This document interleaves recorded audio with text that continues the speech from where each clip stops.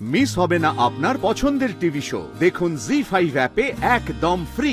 রুটি থেকে মটরশুঁটি যাই খেতে যাই, বউয়ের থেকে পারমিশন চাই।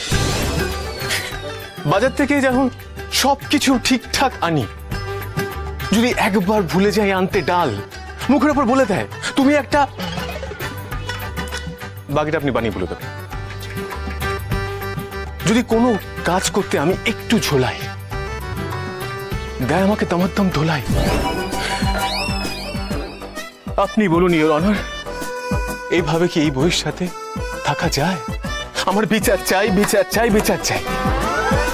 এইভাবে বলবেন? কেলো আপনি এখন কাঁদছেন কেন? বিয়ের দিনটা মনে পড়ে গেল স্যার। ওই দিনটা মনে পড়ে গেলে জজ সাহেবের সামনে গিয়ে আমি নির্যাতনের কথাটা বলতে পারি না। একটা টুকটুকে মেয়ের মুখ। কে? আপনার বউ? না না, ঘটক দিদি। বাইরে ঘটক দিদি, ঘরে ঘটক দিদি? বাইরে তো আলো ফুটে গেছে, আমি একাই বাসে করে চলে যাব। না, ঘরে তো আর নেই। নিশ্চয় এতক্ষণে বাসে উঠে অনেকটা চলেও গেছে। আপনি ভাবুন তো স্যার, অমন একটা মিষ্টি ঘটক দিদি আমার বিয়ে দিল, আর সেই বউ কিনা দরজাল বেরোলো। শুধু মারে না স্যার, আবার অ্যালুমিনিয়াম চায়। ও ও যা হয় হয় দেবো আমি, আপনি ডিভোর্সটা করিয়ে দিন স্যার। স্যার আপনার সবে বিয়ে হলো না, কে ঘটকালি করলো? ঘটক দিদি। হ্যাঁ আপনারও?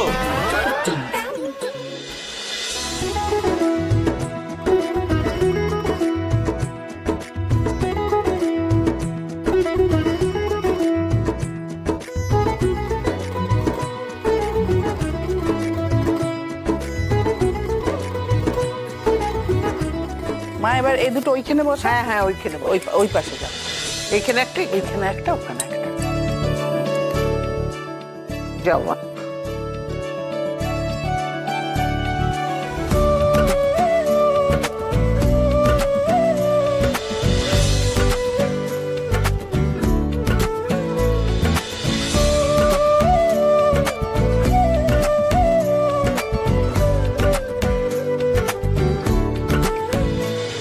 বুঝলি ঘটক বউ, আমাদের এই মল্লিক বাড়ি ছিল না 100 বছরের পুরনো। আমার বিয়ের পর আমার শাশুড়ি আমাকে এই দায়িত্বটা দিয়েছিল। আমার থেকে তোর শাশুড়ি পেয়েছে, এখন তুই তো বাড়ির বড় বউ, তোর উপর এখন দায়িত্ব, যতদিন না তোর ছেলে পুলে হচ্ছে, যতদিন না ছেলের বউ আসছে।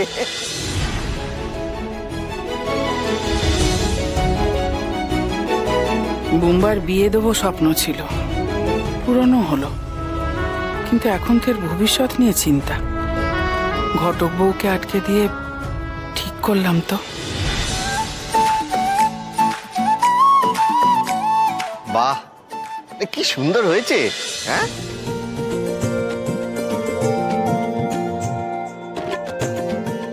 হয়েছে তো, বেশ হয়েছে। তবে কি জানো ঘটক দিদি, বাড়িটা না বড্ড পলকা হয়ে গেছে।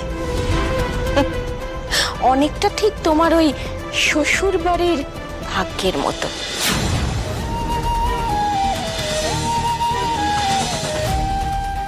তা মা, ঘটক দিদি তাহলে শুধু ঝুলনের জন্যই এ বাড়িতে থেকে গেল, কি বলো? তাই তো? পিসি, আপনিও জানেন যে আমি চলে যাচ্ছিলাম। শোনো ঘটক দিদি, আমি না এই মল্লিক বাড়ির মেয়ে। মল্লিক বাড়ির একটা গাছের পাতাও কিন্তু আমার পারমিশন ছাড়া নড়ে না। ভবিষ্যতে কথাটা মাথায় রাখলে তোমারই ভালো হবে। আমরাও জানি। হ্যাঁ আমিও জানি, তুমি বীর বিক্রমে লড়ে আমাদের বাঁচিয়ে তারপরে অনাথ করে চলে যাচ্ছিলে। আবার যদি ডাকাত পড়ে তখন কি হবে? কে বাঁচাবে আমাদের? না না, আর আসবে না। ওই দেখো দেখো বড় বৌদি, দেখো তখন তো আমাকে খুব কথা শোনালে।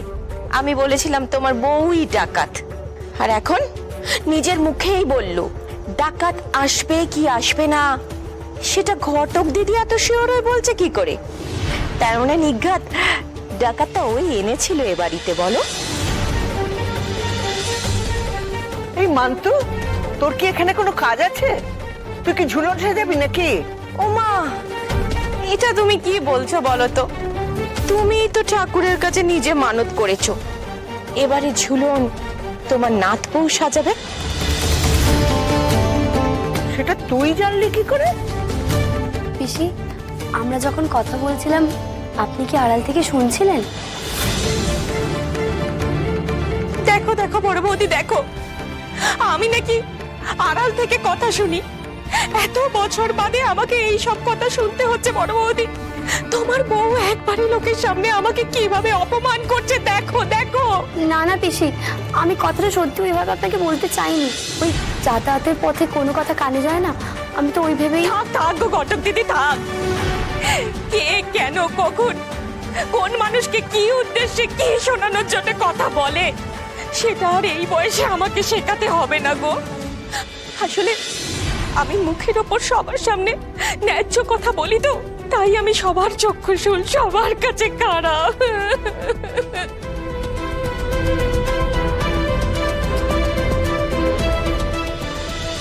সবার সামনে আমাকে অপমান করলে তো ঘটক দিদি তোমার ঝুলন সাজানো আমি বের করছি।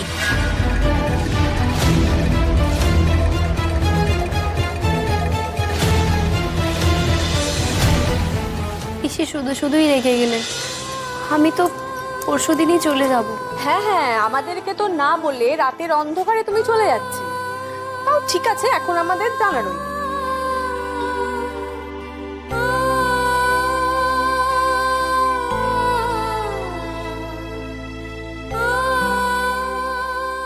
না হয় পরশুদিন আমরাই পৌঁছে দিয়ে আসবো।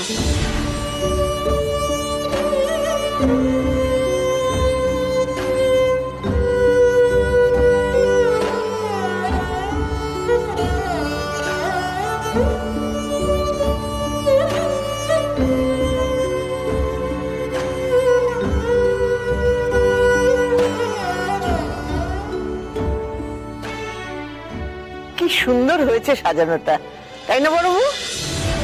হ্যাঁ মা, সত্যি বৌদি, সাজানোটা না খুব সুন্দর হয়েছে, গতবারের থেকে একদম আলাদা। কি তাই না ঠাম্মি? হ্যাঁ রে, আমারও খুব পছন্দ হয়েছে। পরের বারের ঝুলন কিন্তু ওই ঘটক বউই সাজাবে। কিন্তু ঠাম্মি, ওই বোধহয় বুম্বা এলো। আমি যাই মা, গিয়ে দেখি। এই চলো তো বৌদি, অনেক খেটেছো, এবার চলো। কিন্তু এখন কোথায় যাব? আরে চলো না, এসো, ওঠো। আচ্ছা ঠিক আছে, যাচ্ছি।